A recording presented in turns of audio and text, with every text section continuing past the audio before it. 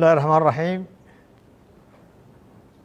maanta waa maalin taariikh weyn leh kuna yeelan doontaa dalka Somaliland xukuumaddiisa iyo shacbigiisa. maanta waxay noo yimi Somaliland oo la ictiraafay wasiirkii arrimaha dibadda ugu horeeyay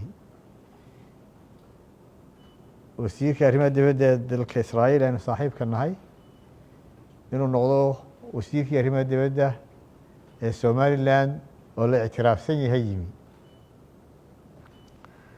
dalka Israa'iil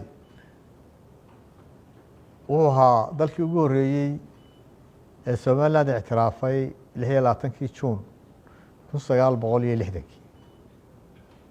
markii labaadna wuxuu noqday dalkii ugu horeeyay ee 26 December 2025 mar labaadkii aqoonsaday Somaliland.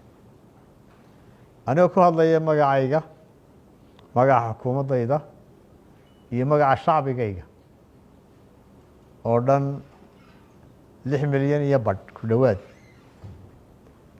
waxaan dhammaantood u mahadnaqayaa shacbiga Israa'iil, xukuumadda Israa'iil, ra'iisul wasaaraha iyo wasiirka arrimaha dibadda oo saxeexay declarationkii lagu aqoonsaday Somaliland 26 December 2025.